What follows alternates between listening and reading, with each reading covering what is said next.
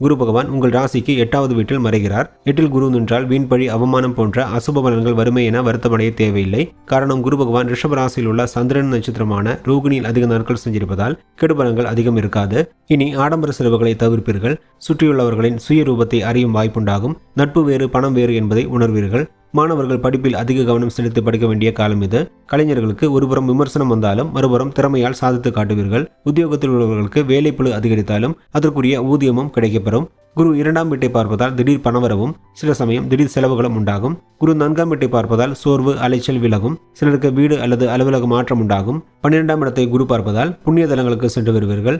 13/6/2024 வரை கார்த்திகை நட்சத்திரத்தில் குரு பகவான் பயணிப்பதால் காய்ச்சல், தலைவலி போன்ற உடல்நல பாதிப்புகள் வந்து போகும். மொத்தத்தில் பார்க்கும் பொழுது சரியான திட்டமிடுதலும் யோசித்து முடிவெடுக்கும் தன்மையும் இருந்தால் இந்த குரு பயிற்சி காலத்தை முன்னேற்றம் தரும் காலமாக மாற்றி அமைக்கலாம் என கூறிக்கொண்டு துலாம் ராசியில் பிறந்தவர்களுக்கான குரு பயிற்சி விவரங்களை இத்துடன் நிறைவு செய்கிறேன்.